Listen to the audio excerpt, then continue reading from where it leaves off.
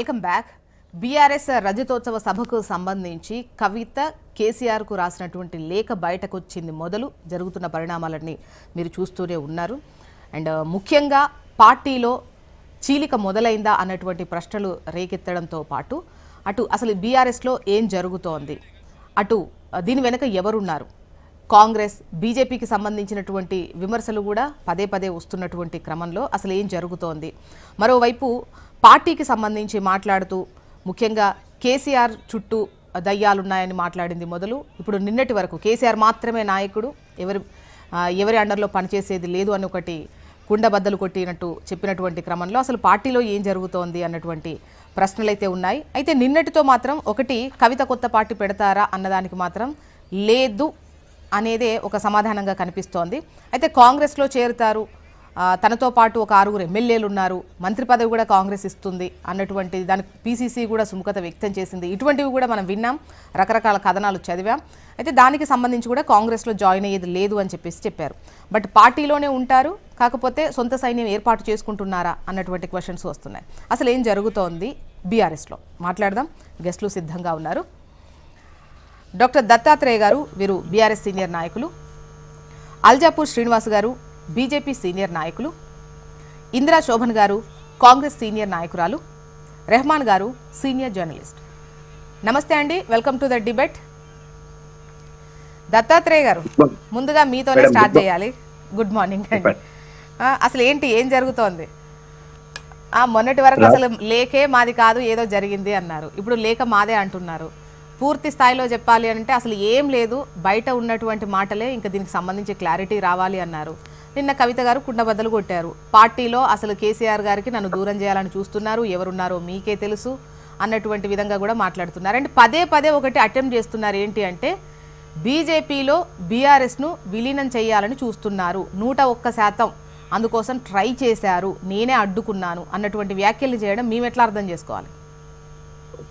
Good morning అండి, మీకు HMTV ప్రేక్షకులకు, యాజమాన్యానికి, ప్యానెల్లో ఉన్నటువంటి పెద్దలకు. తెలంగాణ రాష్ట్ర రాజకీయాల్లో కవిత గారి లేఖ తర్వాత రాజకీయాలు చాలా వేడెక్కినమాట వాస్తవం. బీఆర్ఎస్ పార్టీలో ఉన్నటువంటి నాయకత్వం కూడా, క్యాడర్ కూడా ఒక రకమైనటువంటి ఆందోళనలో ఉన్నారు. ఎందుకంటే కేసీఆర్ గారికి ఇద్దరు 2 కళ్ళలాగా, అటు కేటీఆర్ గారు ఇటు కవిత గారు ఇద్దరు కూడా తన సొంత రక్తం, పార్టీని నడపగలిగేటువంటి ధైర్యం, సాహసం, ఆ స్కిల్స్ ఉన్నటువంటి వ్యక్తులు.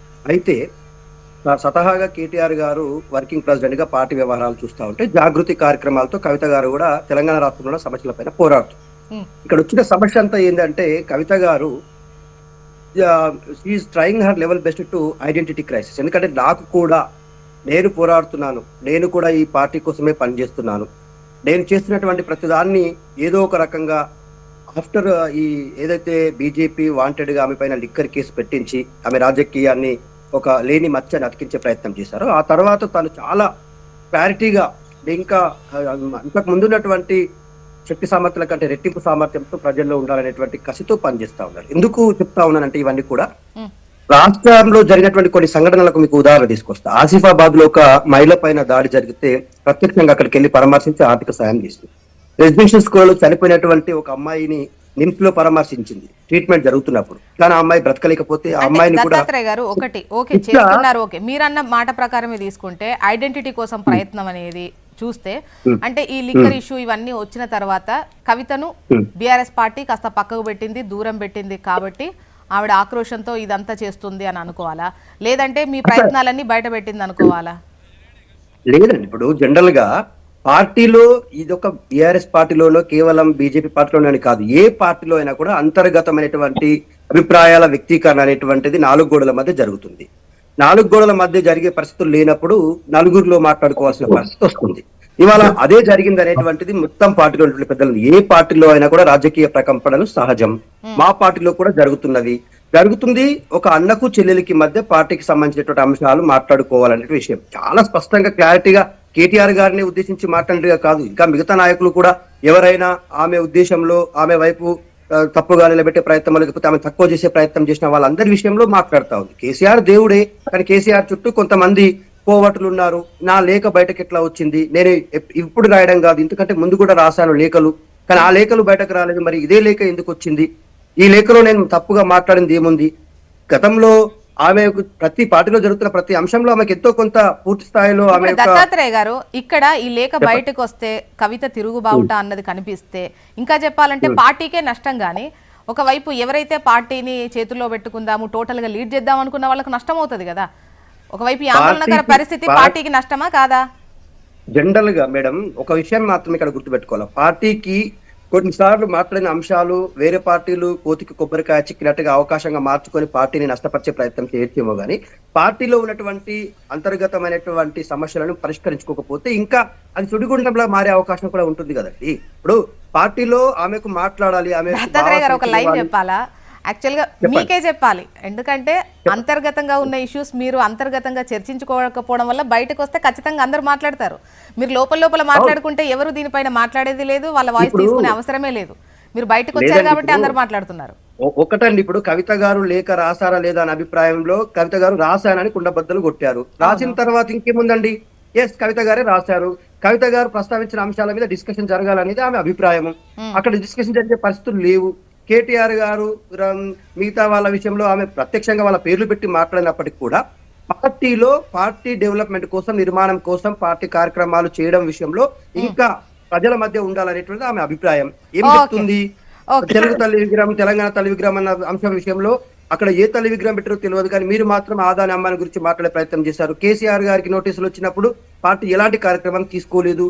బీజేపీని విలీనం చేసేటువంటి ప్రక్రియను ప్రారంభించినప్పుడు అయితే దత్తాత్రేయ గారు మీరు మాత్రమే కాదు ఇతర పార్టీలు కూడా మాట్లాడతాయి. ఇప్పుడు కవిత గారు ఏమనుకున్నారు, బయట వీటి గురించి మాట్లాడుకోవాలి అనుకున్నారు.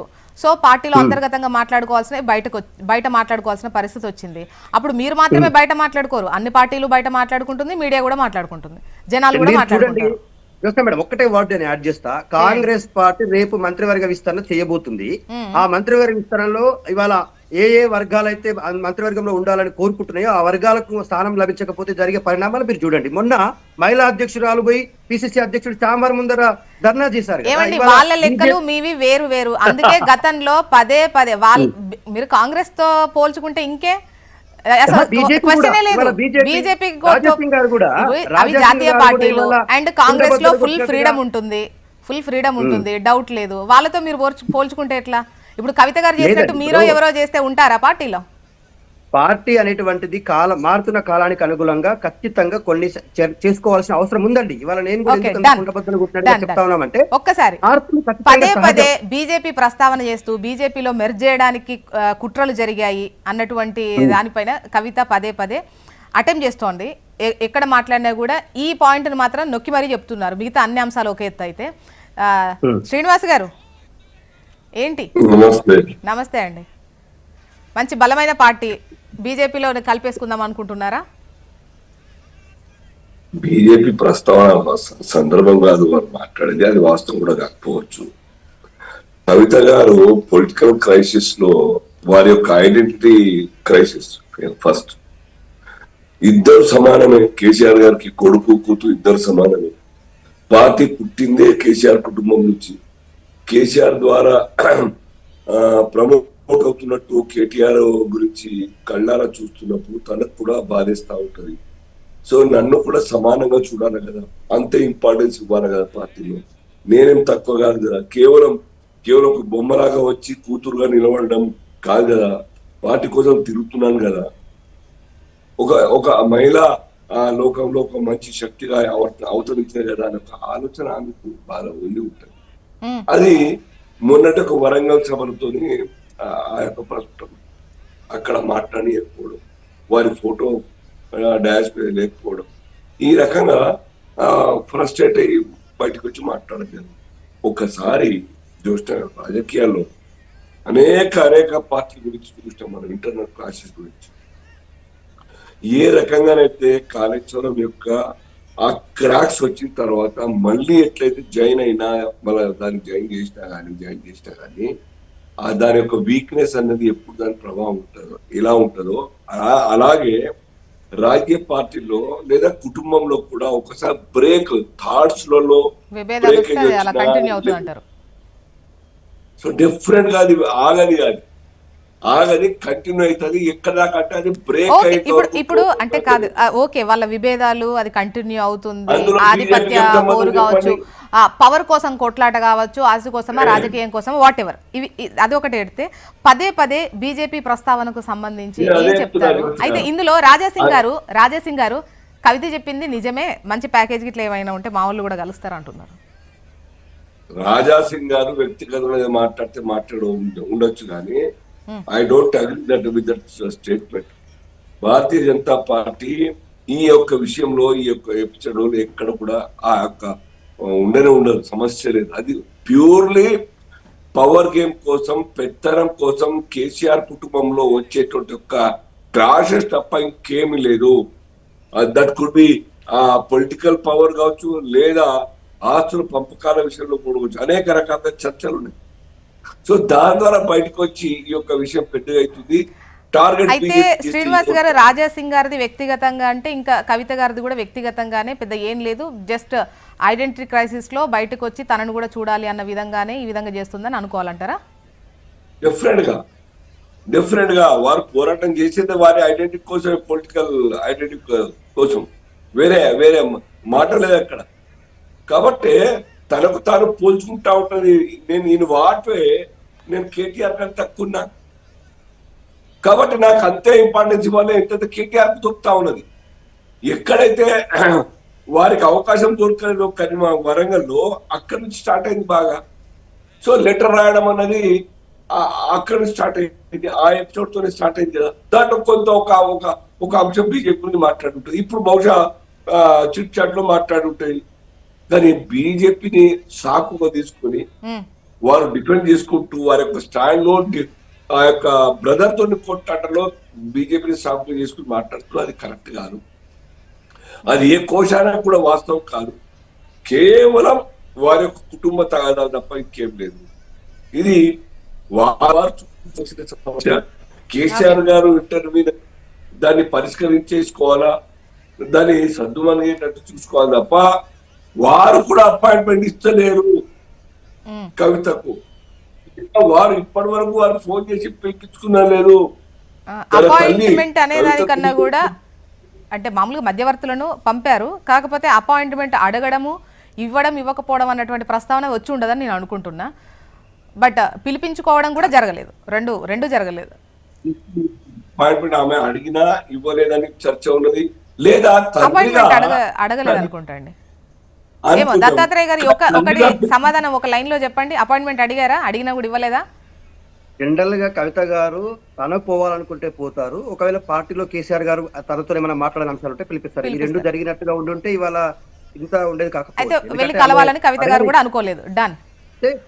పార్టీలో కొంత బాధ్యతమైనటువంటి ఒక రాజ్యసభ సభ్యుడు ప్లస్ ఒక సీనియర్ మోస్ట్ అడ్వకేట్ వాళ్ళు ఇద్దరు వెళ్ళి మాట్లాడారు, కానీ తను ఇంకా మిగతా విషయాలు మాట్లాడాల్సి ఉంది, సమయం ఉంది దానికి అని చెప్పి చూస్తారు. శ్రీనివాస్ గారు సో వారు పిలిచి ఉండాల్సింది. కేసీఆర్ గారు ఇంత దాకా రానియద్దు.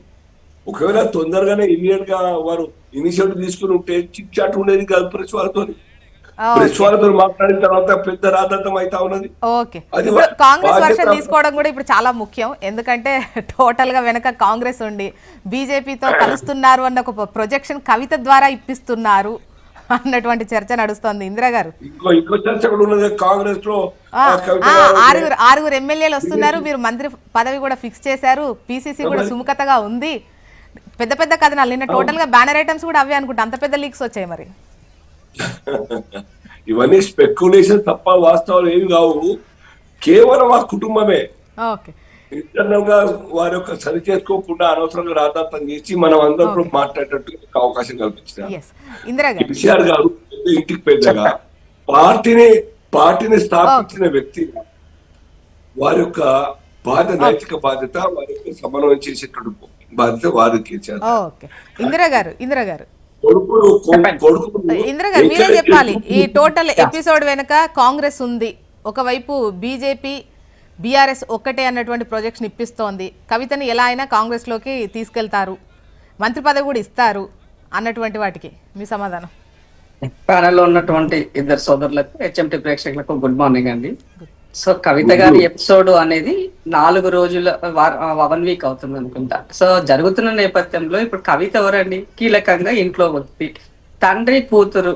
సో ఆమె జైలుకి వెళ్ళేటప్పుడు కూడా ఒక మాట చెప్పినారు, నేను మామూలు వ్యక్తిని కాదు, నేను ఫైటర్ డాటర్ అని చెప్పింది.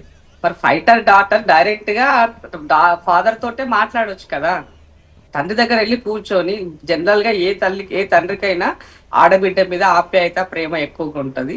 వాళ్ళు అడిగిన వాటికి చాలా వరకు ఎరకాడే ప్రసక్తి ఉండదు తండ్రి, జనరల్ గా ఉన్న దాంట్లో. సో కవిత కూడా అలాగే. కాబట్టి ఇప్పుడు ఆమె సోదరి డైరెక్ట్ వెళ్ళి వాళ్ళ ఫాదర్ దగ్గర కూర్చొని మాట్లాడొచ్చు. లేక నిజంగానే బయటకి లీక్ చేస్తే, వాళ్ళ తరపున లీక్ చేసి ఉంటే ఎవరు లీక్ చేశారు, ఇది పార్టీకి నష్టం కదా, నేను అంతర్గతంగా ఉన్న విషయాలు మాట్లాడిన అన్నది అది నార్మల్ గా, అంటే ఒక ఓన్లీ ఫ్రస్ట్రేషన్ అయ్యింది, ఆమెకు నిజంగా అది సమస్యగానే ఉంటే అది ఇంటర్నల్ గా మాట్లాడుకున్నటువంటి వ్యవహారం. కానీ అది తారాస్థాయికి చేరిపోయింది. అటు ఆస్తులు అయి ఉండొచ్చు, లేదంటే అధికారం అయి ఉండొచ్చు, రకరకాల యాంగిల్లో ఆమె జరుగుతున్నటువంటి వాటిని పేపర్ రూపకంగా బయట పెట్టిన దానికి లీక్ చేశారంటే, వాళ్ళు లీక్ చేశారా, ఈమె లీక్ చేశారంటూ వాళ్ళు చెప్పాల్సినటువంటి అవసరం అయితే ఉంది. బట్ ఇక్కడ మధ్యలో కాంగ్రెస్ ఎందుకు వచ్చింది అన్నది నా ప్రశ్న. కాంగ్రెస్ కి ఏమి లాభం? కవిత గారు నిజంగానే ఆమె కాంగ్రెస్ కి రావాలి, చెయ్యాలి అని ఆమె ఒకవేళ పెడితే గనక 6 ఎమ్మెల్యేలు నాతో వస్తారని ఆమె చెప్పినట్టు విషయం అంటే, అంగట్ల సరుకులు అంటే ఎమ్మెల్యేలు ఏమైనా అంగట్ల సరుకుల ఆమె మంత్రి పదవి కోసం 6 ఎమ్మెల్యేలు ఇస్తే వాళ్ళు ఏం చేస్తారు? ఇక్కడ వాళ్ళతో ఆల్రెడీ వచ్చినటువంటి వాళ్ళకే ఇప్పటి వరకు కాంగ్రెస్ పార్టీ తరపు నుంచి, ప్రభుత్వం తరపు నుంచి వాళ్ళకి ఎలాంటిది ఏమీ చేయలేదు. సో అంటే మీరు అర్థం చేసుకోవాల్సినటువంటి అవసరం ఉండదు. ఊరికే గాలి మాటలకి మనము వాస్తవానికి దగ్గరగా మనం అంటే ఇందిరా గారు, ఇన్ని రోజులు పార్టీలు మారుతున్నటువంటి అధికార పక్షంలోకి వెళ్తున్నటువంటి ఎమ్మెల్యేలను చూస్తున్నాం కదా, అంగట్ల సరుకులా అని అంటే ఇక మరి సమాధానం చెప్పాలి. ఇప్పుడు ఆ విషయం పట్లనే పదే పదే మనం చర్చిస్తున్నాం, మాట్లాడుతున్నాం. పార్టీ ఫిరాయింపుల చట్టం గురించి కూడా మనం చర్చిస్తున్నాం. కానీ ఇక్కడ కవిత గారు ఒకరు చెప్తే వినే వ్యక్తిత్వము కాదు నాకు తెలిసినంత వరకు. ఆమె ఇండిపెండెంట్ గా ఆమె వెరీ హెడ్ స్ట్రాంగ్, ఆమెకి నా ఐడెంటిటీ కావాలనుకున్నటువంటి వ్యక్తిత్వం ఆమెది. అలాంటప్పుడు ఆమెను ఎవరో కట్టడి చేస్తే ఉంటారని, ఒకరు పిలిస్తే వస్తారని, అక్కడ వెళ్ళిదో చేయాలనుకున్నటువంటి వ్యక్తిత్వం ఆమెది కాదు నాకు తెలిసినంత వరకు అయితే. కాబట్టి అల్టిమేట్ గా ఇక్కడ కాంగ్రెస్ పార్టీని బద్నాం చేయాలని అనుకుంటే అది వాళ్ళకే రివర్స్ అవుతుంది. మోర్ ఎవర్ ఇవాళ ఈ రోజు వరకు కూడా నేను ఇందిరా గారి ఎపిసోడ్ లో కాంగ్రెస్ ఏం బదనమైన టవర్ అనిపించట్లేదు. ఒకవైపు బీజేపీ, బీఆర్ఎస్ ఎక్కువగా ఇబ్బంది పడుతున్నట్టుగా అనిపిస్తోంది. ఇప్పుడు ఓపెన్ గా ఒక స్టేట్మెంట్, కాంగ్రెస్ పార్టీ ముందు నుంచి చెప్పినటువంటి ఒక మాటనే ఇవాళ కవిత గారు ఓపెన్ గా చెప్పారు. బీజేపీని విలీనం చేయాలనుకున్నారు. ఇప్పుడు వాళ్ళతో కలిసి పనిచేయాలని కాదు, మీరు అక్కడ వర్డ్ విలీనం చెయ్యాలని ప్రతిపాదనతో నా దగ్గరికి వస్తే నేను జైల్లో ఉన్నప్పుడు నేను తిరస్కరించిన అని చెప్పినారు తను. అంటే అది ఎంత పెద్ద మాట మీరు ఆలోచించండి. అంటే పార్టీని మీరు చెప్పండి కాదు మీరే చెప్పండి. మీ ప్రెడిక్షన్ ప్రకారం విలీనం అనేది అంత చిన్న మాటనా? అంత సింపుల్ గా కవిత దగ్గరికి వెళ్ళి విలీనం చేద్దాం అనుకుంటున్నాం అంటే నేను అడ్డుకున్నా, లైక్ అంత చిన్న విషయం అది? అంటే ఇక్కడ ఒకటి చెప్తాను మీకు. పార్టీ క్రైసిస్ లో ఉన్నటువంటి సందర్భంలో, ఆమె జైల్లో ఉన్న సందర్భంలో ఎమ్మెల్యేలు పార్టీ మారిన విషయం అయి ఉండొచ్చు, పార్టీలో ఉన్నటువంటి కీలక నాయకులు పార్టీ మారుతున్నటువంటి అంశం అయి ఉండొచ్చు, అలాగే కేసుల చుట్టూ వాళ్ళు ఉన్నటువంటి సందర్భం అయి ఉండొచ్చు. ఇదంతా ఎందుకు, ఇదంతా అవసరమా మనకి? ఏదో ఒక లైన్ లో వాళ్ళ కేంద్రంతో అధికారంలో ఉన్నటువంటి పార్టీతో పోయినట్టయితే అన్ని భరత్ మాఫియే కదా, జనరల్ గా వాళ్ళ లైన్ అదే కదా బీజేపీలో ఉన్నటువంటిది. కాబట్టి ఈ లైన్ లో మనం సేఫ్ సైడ్ లో ఉంటాం కదా అనేసి అనుకుంటొచ్చినేమో, మనం కాదనలేం కదా దాన్ని. ఆల్రెడీ ఆ టైంలో జైల్లో కూడా ఉండింది కాబట్టి. సో ఆ సందర్భంలో ఆమె మరి ఆ సిచ్యువేషన్ లో ఏ మోడ్ లో వాళ్ళు మాట్లాడున్నారు. సో అంతకన్నా 10 సంవత్సరాలు బీజేపీ, బీఆర్ఎస్ వాళ్ళిద్దరు కూడా, ఎందుకంటే ఇక్కడ కాంగ్రెస్ పార్టీ బీజేపీకి శత్రువు కాబట్టి కాంగ్రెస్ పార్టీని అణిచివేయాలి అని అంటే ఇక్కడ ఉన్న ప్రాంతీయ పార్టీతో వాళ్ళు ఉండాలన్నది బీజేపీ అనుకున్న సిద్ధాంతం. సో ఆ లైన్ లో వాళ్ళు కలిసే పనిచేస్తూ వస్తున్నారు. కాబట్టి ఇక్కడ మనం దాన్ని అంత ఈజీగా తీసిపడాల్సిన అవసరం లేదు. రాజాసింగ్ గారు చాలా క్లియర్ గా చెప్పారు, బీఆర్ఎస్ వాళ్ళు ఎక్కడ టికెట్ ఇవ్వమంటే మాకు అక్కడ టికెట్లు ఇచ్చినారు, వాళ్ళు ఎవరికి ఏమంటే వాళ్ళకి ఇచ్చున్నారు. అట్లా జరిగినటువంటి పరిస్థితి. అందుకే మేము అధికారంకు రాలేకపోయినామని కూడా ఆయన చెప్పడం జరిగింది. సో ఇక్కడ ఇన్ని ఓపెన్ గా మేము మాట్లాడుతున్న సందర్భంలో కేసీఆర్ గారు ఇప్పటి వరకు నోరు మెదపకపోవడం అన్నది బాధాకరమైనటువంటి విషయం. ఆ పార్టీ కుటుంబ పార్టీ, ప్రాంతీయ పార్టీ అంటే ఇది డిక్టేటర్ పార్టీ అని మరొకసారి ప్రూవ్ చేశారు కేసీఆర్ గారు. ఇదే అంశాన్ని ఇంకెవరైనా మాట్లాడినా, నా సోదరు దత్తాత్రేయ మాట్లాడినా, ఇంకెవరైనా మాట్లాడినా ఈ పార్టీకి పార్టీ నుంచి సస్పెన్షన్ వెళ్ళిపోయేది. కానీ ఇప్పటి వరకు కూడా చిన్న స్పందన, షోకాజ్ నోటీస్ కూడా వాళ్ళ వైపు నుంచి రాలేదు అని అంటే మీరు అది అర్థం చేసుకోండి అంటున్నారు. అందుకని తెలంగాణ సమాజాన్ని ప్రాంతీయ పార్టీగా కేసీఆర్ చేసినటువంటిది, ఇన్ని రోజులు చేసినటువంటిది, ఇప్పుడు చేసేదంటది కూడా వాళ్ళ ఎక్కడి నుంచి రియాలిటీ కానీ రియలైజ్ కానీ వాళ్ళ దగ్గర ఎక్కడ కనిపించట్లేదు అన్నది సుస్పష్టం. ఇక్కడ పదే పదే కాంగ్రెస్ పార్టీ వైపు నుంచి వెనుక ఉండి చేస్తున్నారు, కాంగ్రెస్ వాళ్ళు లబ్ధి పొందడం. మాకేం లబ్ధి చెప్పండి?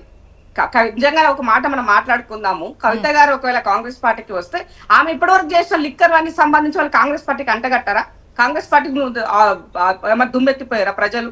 కాబట్టి అలాంటివి ఎప్పుడు కూడా కాంగ్రెస్ పార్టీ అలాంటి విషయాల పట్ల తొందరపాటు నిర్ణయాలు ఎప్పుడు కాంగ్రెస్ పార్టీ చేయదు. బట్ అల్టిమేట్ గా ఇక్కడ కవిత గారు ఆమె యొక్క ఐడెంటిటీ కోసము ఇప్పుడు ఆమె తండ్రిని బ్లాక్ మెయిల్ ఒక రకంగా చెప్పాలనుకుంటే నా వాటా ఏంది చెప్పండి అని అడుగుతుంది ఆమె. సో వాస్తవం చెప్పాలంటే ఎక్కడ ఏ పార్టీ తీసుకున్నా కూడా మహిళలకు సంబంధించినటువంటి విషయాలకు మహిళలు పనిచేస్తారు, కానీ మహిళలకి కావాల్సినటువంటి ఇవ్వాల్సినటువంటి ప్రోత్సాహకాలు రావట్లేదు అన్నది దేశమంతా మాట్లాడుకున్నటువంటిది ఇది. బట్ ఒక ప్రాంతీయ పార్టీలో ఉండి తండ్రి అధినేతగా ఉన్నప్పుడు బిడ్డకు ఆ స్థానం దక్కుతలేదా ఆమె మాట్లాడుతుంది. కానీ నేను అడుగుతున్నాను, 10 సంవత్సరాల్లో కేసీఆర్ గారు కూతురుగా ఉమెన్ గా ఆమె ఒక్కతే మాట్లాడింది, ఆమె ఒక్కతే కనబడింది ఎక్కడ చూసినా కూడా. మిగతా ఎక్కడైనా చోటు ఉండిందా?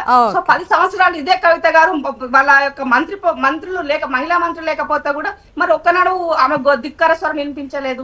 బీసీలకు ఒక్కనాడు ధిక్కర స్వరం వినిపించలేదు.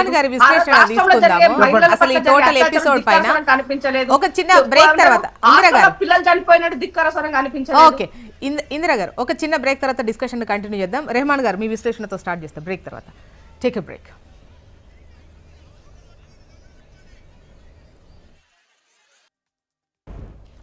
Welcome back. రెహమాన్ గారు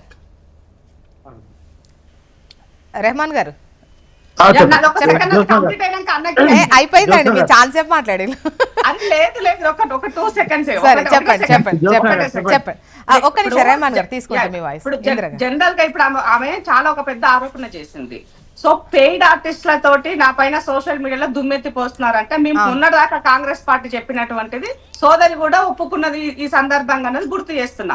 ఇంకోటి ఏంటంటే ఇంత ముందుకు ఎమ్మెల్యేలకు సంబంధించి నేను ఇచ్చినటువంటి దానికి బీఆర్ఎస్ లాగా ఒక బీఫామ్ నుంచి వచ్చినటువంటి వాళ్ళకి మంత్రి పదవులు కట్టబెట్టి అధికారాన్ని దుర్వినియోగం చేయలేదని చెప్పే ఉద్దేశమే నేను ఇందాక ఇచ్చినటువంటి స్టేట్మెంట్. సో కాబట్టి అల్టిమేట్ గా ఇవాళ కేటీఆర్ గారి యొక్క నాయకత్వాన్ని కవిత గారు యాక్సెప్ట్ చేస్తారు. ఇక్కడ ఒకటి ఏంటంటే, ఇప్పుడు మీరు గతంలో చేసినటువంటి విమర్శలు ఏవైతే ఉన్నాయో వాటిని అన్నిటినీ కూడా కవిత గారు మళ్ళీ విమర్శించడము, ఇప్పుడు కొన్ని ఏదైతే ఇప్పుడు మీరు అధికారంలోకి వచ్చిన తర్వాత వాళ్ళు చేసినటువంటి కొన్ని అంశాలకు సంబంధించి, రిజర్వేషన్స్కు సంబంధించి కావచ్చు, పూలే విగ్రహానికి సంబంధించి కావచ్చు, ఆ పనులు జరగడం అనేది కావచ్చు, వాటన్నిటికి అంటే 10 ఏళ్లలో చేయలేని కాంగ్రెస్ వచ్చిన తర్వాత జరుగుతోంది అన్నటువంటి ఇది పొలిటికల్ అంశం. వాస్తవం చెప్పాలంటే కాంగ్రెస్ బీసీ ఎజెండాని తీసుకుంది. రాహుల్ గాంధీ గారు పార్లమెంట్ ఎలక్షన్ టైంలో తీసుకున్నది కదా. సో దాన్ని ఈ రాష్ట్రంలో ముఖ్యమంత్రిగా రేవంత్ రెడ్డి గారు అది ఇంప్లిమెంట్ చేస్తున్నారు. చేసిన సందర్భంలో ఆమెకు అనిపించింది, ఎందుకంటే ఆమె ఏమంటారు ఇంటెలెక్చువల్ పొలిటీషియన్ ఆమె, నాకు తెలిసినంత వరకు. కాబట్టి అలాంటప్పుడు ఈ దేశంలో బీసీ ఎజెండా గొప్పది, ఆ ఎజెండాని కాంగ్రెస్ ఎత్తుకుంది కాబట్టి ఆమె దానిని పాజిటివ్ తీసుకుంటే ఆమెకు పాజిటివ్ లైన్ దొరుకుతుంది. రేపు లేదని అనుకుంటే ఆమె కూడా వాళ్ళ తండ్రి అంటారు సోదరి లిస్ట్ లో పడిపోతుంది. కాబట్టి అలా కాకుండా ఆమె తెలివిగా దీనిని మేము చేసినటువంటి పని ఆమె అప్రిషియేట్ చేసింది. తప్పు లేదు కదా, రాజకీయాలకు అతీతంగా మంచి పని చేసినప్పుడు మంచి పని చేస్తే కాంగ్రెస్ కూడా అప్పుడప్పుడు ప్రశంసిస్తుంది కదా. అవును, రెహమాన్ గారు చెప్పండి, మీరేమంటారు? అంటే కవితకు సంబంధించినటువంటి ఎపిసోడ్ చూసిన తర్వాత ఇది కేవలం అంటే కుటుంబంలో ఉన్నటువంటి ఒక తగాదాగా విభేదాలుగా చూడాలా, అధికారం కోసమా, ఆస్తి కోసమా, లేదంటే గుర్తింపు కోసమా? ఇవన్నీ కాకుండా నిజంగానే ఈ రెండు పార్టీలో ఏదో పార్టీ వెనకుందనుకోవచ్చా?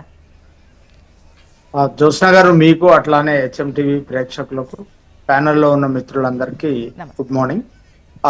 విషయాన్ని మనం కొంచెం లోతుగా చూస్తే బీఆర్ఎస్ రజతోత్సవ సభ తర్వాత తెలంగాణ, భౌగోళిక తెలంగాణ సాధించాం కానీ మనం సామాజిక తెలంగాణ సాధించలేదు. 100 ఎకరాలు ఉన్న రైతుకి రైతు బంధు ఇచ్చాం, ఎకరం ఉన్న రైతుకి రైతు బంధు ఇచ్చాం. కాబట్టి మనం సామాజిక పరమైనటువంటి అంశాల్లో వెనుకబడ్డాం, సామాజిక న్యాయాన్ని ప్రజలకు చేయలేకపోయామంటే ఒక రకంగా గత 10 ఏళ్ల బీఆర్ఎస్ ప్రభుత్వాన్ని వైఫల్యం చెందినట్టుగా ఆమె పరోక్షంగా మీడియాతో మాట్లాడుతూ అక్కడక్కడ మాట్లాడారు. అది కొంత దుమారం లేచింది. తర్వాత ఒక లేఖను, అంటే ఆమె బహిరంగ లేఖ అనకుండా ముందు లేఖ రాసి ఆ లేఖను మళ్ళీ పత్రికలకు చేరేటట్టుగా జరిగింది. అంటే దానిపైన చర్చ జరగాలనేటువంటి అంశాన్ని ఆమె కోరుకున్నారు. ఒకవేళ ఆమె కోరుకోకపోయి ఉండింటే ఈ చిట్ చాటు ఇదంతా జరగకపోయేది, లేకపోతే మా అంతర్గత వ్యవహారం, దీనిపైన మేము బయట చర్చించాల్సిన పని లేదు అన్నట్టుగా ఆమె అక్కడికి ఆపేసి ఉండేది. అట్లా కాకుండా దీని వెనుక ఇప్పుడు ఏమంటారు, నిప్పులేంది పొగరాదండి. అంటే ఇది ఐడెంటిటీ క్రైసిస్ కాదు, రాజకీయంలో తన వాటా ఏంది అనేటువంటి ప్రశ్న. రాజకీయ వారసులు ఎవరు? ఒకవేళ కేటీఆర్ నే మొత్తంగా పార్టీ ప్రకటించేస్తే నా పరిస్థితి ఏందనేటువంటి అంశాన్ని కవిత లేవనెత్తుతున్నట్టుగా కనపడుతోంది. గతంలో మనం స్టాలిన్ వర్సెస్ అక్కడ వాళ్ళ ఇంకో సోదరుడు, అంటే పెట్ బ్రదర్ సంబంధించినటువంటి అంశం వచ్చినప్పుడు కూడా అప్పుడు పార్టీ అధ్యక్షుడిగా ఉన్నటువంటి కరుణానిధి గారు స్టాలినే నా వారసుడు అని చెప్పి ప్రకటించారు. ఇప్పుడు కూడా దాదాపుగా బీఆర్ఎస్ రజతోత్సవ సభలో కేటీఆర్ఏ నా వారసుడు అన్నట్టుగా ఆయన ఒక్కరి ఫోటోను పెట్టి దాదాపుగా ఆయన ఇప్పుడు వర్కింగ్ ప్రెసిడెంట్ ఉన్నారు, ఆయనే వారసుడుగా ప్రకటించారు. అయితే కవిత ఇక్కడ చెప్తున్నటువంటి విషయం ఏంటంటే, నేను కేసీఆర్ నాయకత్వంలో తప్ప ఎవరి నాయకత్వంలో పనిచేయను, అంటే డైరెక్ట్ గానే నేను కేటీఆర్ నాయకత్వంలో పనిచేయనని చెప్పేటువంటి మెసేజ్ ఇచ్చేటువంటి ప్రయత్నం చేస్తుంది. అంటే ఈ పార్టీలో నేను కూడా కష్టపడ్డాను, రాజకీయంగా నా వాటా ఎంత. 2018లో ఇంతకుముందు ఇందిరా శోభన్ గారు అన్నట్టు, అంటే మహిళా మంత్రులు ఎవరు లేనప్పుడు కొంత ప్రొజెక్షన్ ఆమెకు దొరికింది. అట్లానే బతుకమ్మ కోసం అప్పుడు 20 కోట్లు ఏదో కేటాయించి ఆ ఉత్సవాన్ని కూడా రాష్ట్ర ప్రభుత్వమే టేక్ ఓవర్ చేయడం అదంతా చూసాం మనం. 2018 తర్వాత మళ్ళీ వచ్చినటువంటి ప్రభుత్వంలో, అంటే 2014 నుంచి 18 తర్వాత వచ్చినటువంటి ప్రభుత్వంలో మహిళా మంత్రులే రావడం కాక ఆమె పవర్ స్టేషన్ గా లేకుండా పోయారు. పార్టీలో గానీ ప్రభుత్వంలో గానీ ఆ మాట చెల్లుబాటు కాదు. అంటే రెహమాన్ గారు, మొన్నటి వరకు కేటీఆర్ హరీష్ రావు ఇటువంటి నడిచింది. ఒకవేళ హరీష్ రావు కనుక సరైన ప్రాధాన్యత లేకపోతే ఉంటారో ఉండరో, అటు బీజేపీకి వెళ్తారు, లైక్ ఇటువంటివి నడిచిన తర్వాత ఆ ఇష్యూ సద్దుమణిగిందేమో అనిపించింది. ఇప్పుడు కవిత తెరపైకి వచ్చారనుకోవాలా, లేకపోతే ఏంటి? అంటే వీళ్ళిద్దరే అంటే మిగతా అటు హరీష్ రావు గారిది చూసుకున్నా ఇంకా మిగతా వాళ్ళ పొజిషన్స్ ఏంటి అనేది, ఇంకా వాళ్ళు కూడా ఒకరి తర్వాత ఒకరు ఇటువంటి అంటే సంచలనాలకు తెరదీసే అవకాశం ఉంటుంది కదా. అంటే ఇప్పుడు ఒకటండి, ఇప్పుడు ఇది ఒక రోజుగా సంభవించింది కాదు, ఒక పూటగా జరిగింది కాదు. అంటే ఒక ప్రెషర్ కుక్కర్ లాగా ఆమె లోపల రగిలిపోతూ పార్టీ రజతోత్సవ సభ తర్వాత ఆమె పేలారు బయటికి. అట్లానే హరీష్ కు సంబంధించి ఆయన ఇప్పటికే క్లారిటీ ఇచ్చారు. నిజానికి కవిత ఈరోజు ఇంత మాట్లాడుతున్న ఒక బలమైన నాయకుడు ఎవరు ఆమె పక్కన ఉన్నటువంటి పరిస్థితిని మనం చూడలేదు. అంటే బీఆర్ఎస్ పార్టీ ఆ మేరకు సక్సెస్ అయింది. మనం ఇంకో వ్యాలిడ్ పాయింట్ మనం ఒక విషయాన్ని మాట్లాడితే, బీఆర్ఎస్ పార్టీ బీజేపీలోకి విలీనం కాబోతుందని ముందుగా చెప్పింది కవిత కాదండి, ఇది రేవంత్ రెడ్డి. 2024 ఆగస్టు 16వ తేదీన ఢిల్లీలో ప్రెస్ మీట్ పెట్టి ఆయన, అంటే కాంగ్రెస్ పార్టీలో ఇక్కడ బలమైన నాయకుడు, అట్లానే ముఖ్యమంత్రిగా కూడా ఉన్నారు. ఆయన ముఖ్యమంత్రి స్థాయిలో ఢిల్లీలో ప్రెస్ మీట్ చెప్పి కట్ ఆఫ్ ది డేట్ కూడా చెప్పి, ఈ లోపు బీఆర్ఎస్ పార్టీ భాజపా బీజేపీలో విలీనం కాబోతోంది, మీరు రాసి పెట్టుకోండి అని చెప్పి రేవంత్ రెడ్డి ఢిల్లీ కేంద్రంగా ప్రకటించారు. అదే విషయాన్ని మళ్ళీ కవిత గారు రిపీట్ చేస్తున్నారు. కాబట్టి డెఫినెట్ గా గతంలో కాంగ్రెస్ పార్టీ చెప్పినటువంటి అంశాన్ని ఆమె రిపీట్ గా చెప్తున్నారు. అంటే ఇప్పుడు మొత్తం బీఆర్ఎస్ మూలాలను పెకిలించే ప్రయత్నం, అంటే ఈ పార్టీ ఉనికినే ఆమె మాట్లాడుతున్నటువంటి అంశంగా మనం చూడాల్సి ఉంటది. ఆమె అంటే పార్టీలో అంతర్గతంగా కొంతమందికి ప్రాధాన్యత దక్కలేదనండి, లేకపోతే మనం గౌరవించాల్సిన వాళ్ళని గౌరవించలేదు, ఎమ్మెల్యేలని మంత్రుల్ని కొన్ని సందర్భాల్లో నెగ్లెక్ట్ చేసినాం, మనం భవిష్యత్తులో ఇంకా పార్టీ బలంగా ఉండాలంటే ఈ ప్రతిపాదన ఆ ప్రతిపాదన, లేకపోతే కార్యకర్తలను పట్టించుకోవాలి, తెలంగాణ ఉద్యమకారులను మనం మళ్ళీ పునరేకీకరణ చేసి వాళ్ళని అందరినీ గౌరవించుకోవాలి, ఇట్లాంటి మాటలు కాకుండా ఇప్పుడు మాట్లాడుతున్నటువంటి విషయం ఏంటంటే అసలు బీఆర్ఎస్ పార్టీనే విలీనం చేయాలనేటువంటి ప్రయత్నం జరిగింది. అంటే ఒక పార్టీ విలీనం అంటే ఒక నది సముద్రంలో కలిసిన తర్వాత ఇక నదికి ఐడెంటిటీ ఉండదండి. ఒక్కసారి అంటే గతంలో మీరు మనం 1 సంవత్సరం వెనక్కి వెళ్ళి చూసుకుంటే రేవంత్ రెడ్డి గారు కేసీఆర్ గారికి గవర్నర్ ఇస్తారు, కేటీఆర్ గారికి కేంద్ర మంత్రి ఇస్తారు, ఆ పార్టీ ఇక ఉండదు అనేటువంటి ఒక ప్రకటన చేశారు. August 16, 2024 okay. ఢిల్లీ కేంద్రంగా ఈ ప్రకటన చేశారు. Hmm. దాన్నే ఈమె మళ్ళీ ధృవీకరిస్తూ మళ్ళీ ఈ ఓకే. ప్రకటన చేసింది. ఓకే. డెఫినెట్ గా ఆమె ఒక్క అడుగు కాదండి జ్యోత్స్న గారు, 4 అడుగులు ముందుకేసింది. ఓకే. పార్టీలో ఓకే సార్. ఇది పెన్ను తుఫాన్ గానే చూడాల్సి ఉంటుంది. దత్తాత్రేయ గారు, ఇప్పుడు కాంగ్రెస్ మిమ్మల్ని అనడమో బీజేపీ మిమ్మల్ని అనడమో కాదు, మీ పార్టీలో ఉన్నటువంటి నేతే మీ ఉనికికి ఒక ప్రశ్నను సంధిస్తున్నారు, పార్టీ ఉండదు అన్న విధంగా మాట్లాడుతున్నారు. ఇది ఎట్లా చూడాలి? ఇప్పుడు దీనికి సంబంధించి మీరు బీజేపీనో కాంగ్రెస్ను అనడానికి లేదు, మీ నేత అడిగిన ప్రశ్నకు మీరే సమాధానం చెప్పుకోవాల్సిన పొజిషన్లో ప్రస్తుతం బీఆర్ఎస్ ఉంది. కవిత గారు బీఆర్ఎస్ పార్టీని బీజేపీలో విలీనం గురించి మాట్లాడిన అంశం తను జైల్లో ఉన్నప్పుడు జరిగిన అంశం అని చెప్పింది. నాకు ఈ ప్రపోజల్ తీసుకొచ్చారు, కానీ నేనే వద్దన్నాను. ఎందుకు అంటే నా కోసమో లేకపోతే ఇంకా మనల్ని బీజేపీ పార్టీ ఇబ్బంది పెడుతుందనో పార్టీని విలీనం చేస్తే లక్షలాది మంది కార్యకర్తలు, లక్షలాది మంది ఇప్పుడు కూడా అదే ఆలోచనతో ఉన్నట్టు కూడా మాట్లాడారండి. చిట్ చాట్ సారాంశం అదే. చాలా క్లారిటీగా చెప్పారండి. ఇప్పుడు జనరల్ గా జ్యోత్స్న మేడం గారు, తెలంగాణ రాష్ట్ర ప్రజలకు కేసీఆర్ గారి నాయకత్వంలో జరిగిన అభివృద్ధి సంక్షేమ పథకాలు, తెలంగాణ రాష్ట్రం ఎట్లుండే ఇప్పుడు ఎట్లయింది, అన్ని విధాలుగా అన్ని రంగాలలో అన్ని జిల్లాలలో ఏ విధంగా డెవలప్మెంట్ జరిగిందో తెలుసు. ఇవాళ ప్రజలు కూడా కాంగ్రెస్ పార్టీ ఇచ్చిన హామీలు అమలు చేయలేకపోవడం వల్ల ఇవాళ ప్రజలు కూడా చాలా నిరాశ నిస్పృహలతో ఉన్నారు. రైతులైనా, విద్యార్థులైనా, ఉద్యోగులైనా, నిరుద్యోగులైనా ఎంత ఆవేదన వ్యక్తపరుస్తున్నారో మనం చూసాం. సో ఇప్పుడున్న పరిస్థితుల్లో పార్టీ అప్పుడున్న పరిస్థితులను ఇప్పుడున్న పరిస్థితులైనా మాకు పార్టీకి ఒడిదొడుకులు కొత్త కాదండి. ఇవాళ మాకు పార్టీలో మా పార్టీ నాయకురాలు ఇవాళ ఇంత కఠినమైనటువంటి ప్రశ్నలు సంధిస్తున్నప్పుడు సమాధానం చెప్పడానికి మా పార్టీ నాయకత్వం సిద్ధంగా ఉంది. వాళ్ళు మాట్లాడుకొని ఖచ్చితంగా కమిటెడ్ గా ఒక ప్రెస్ నోటు బులెటిన్ విడుదల చేస్తారు. కానీ మా నాయకుడు ఏమో అమెరికాలో ఉన్నారు కేసీఆర్ గారు ఏమో ఇవాళ కాళేశ్వరం నోటీసుల మీద అధ్యయనం చేస్తా ఉన్నారు, ఎట్లా సమాధానం ఇవ్వాలి, లేని ఆరోపణలు మన పైన చేశారు, దానికి ఏ విధంగా చెప్పాలని. సామాజిక తెలంగాణ అంశం విషయంలో రెహమాన్ గారు చెప్పినట్టుగా కవిత గారు మాట్లాడిన అంశం ఏంటంటే, సన్నిహితంగా మేము ఉన్నప్పుడు అన్న మాట. ఆ రోజు కార్మికులది దినోత్సవం జరుగుతోంది, May 1 రోజు.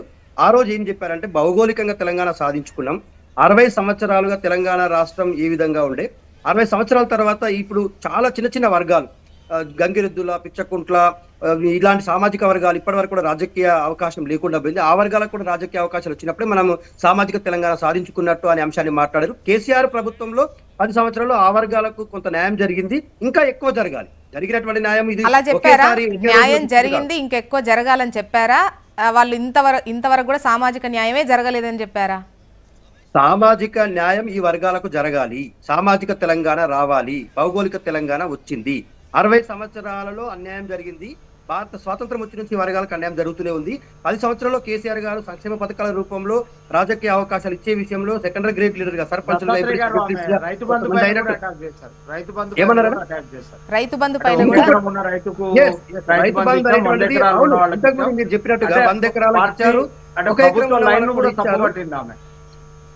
ఒకటండి మాకు ఇక్కడ దత్తాత్రేయ గారు, అంటే మీ వరకు ఎంతవరకు అర్థం చేసుకోవాలి, ఎంతవరకు సేఫ్ సైడ్ లో మాట్లాడాలి అని మాట్లాడుతున్నారా, లేకపోతే మీకు కూడా తప్పే అనిపించిందా, పార్టీ లైన్ దాటినట్టు అనిపించిందా?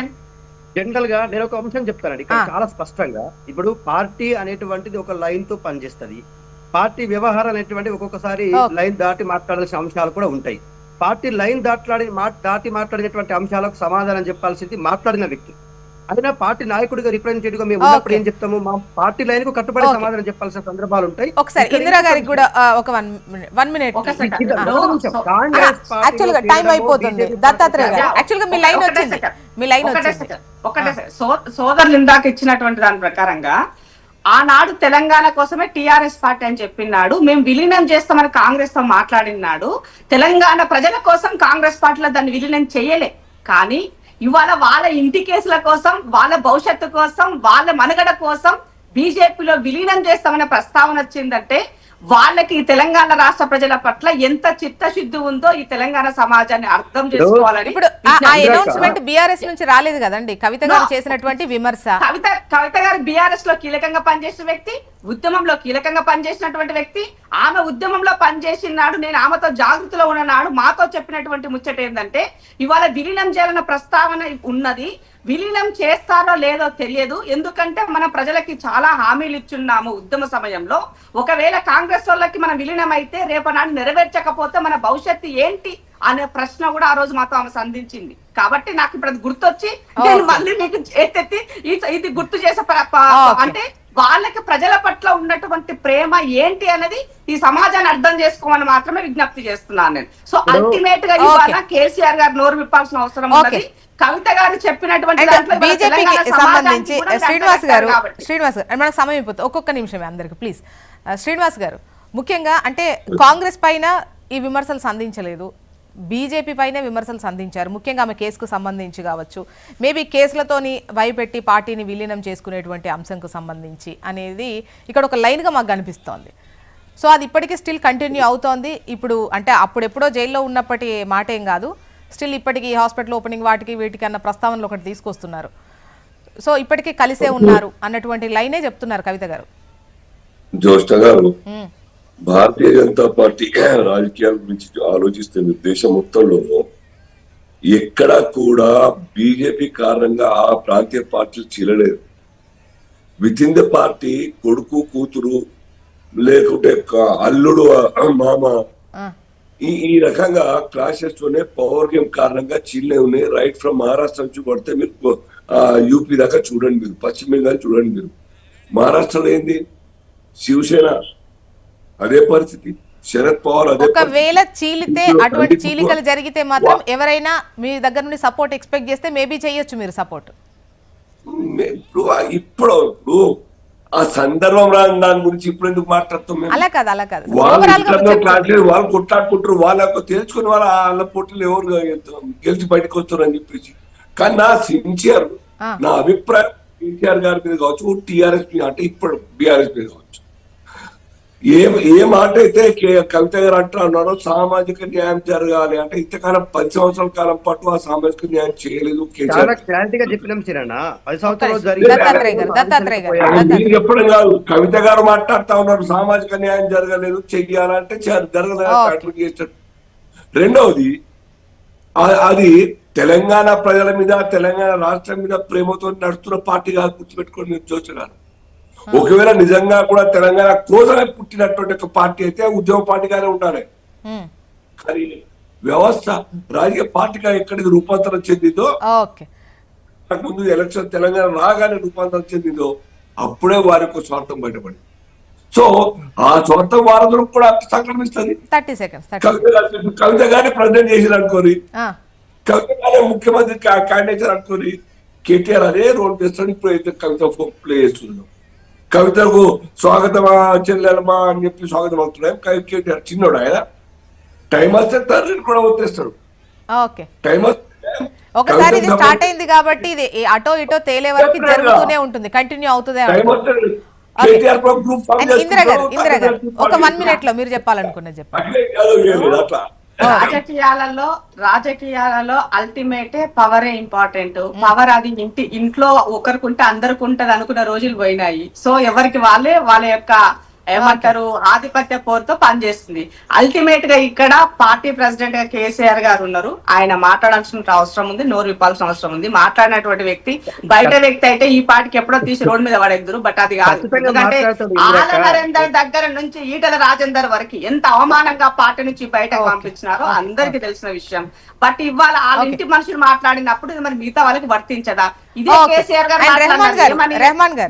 నా బిడ్డకైనా బయట వాళ్ళకైనా ఒకటే న్యాయం అని చెప్పింది కేసీఆర్.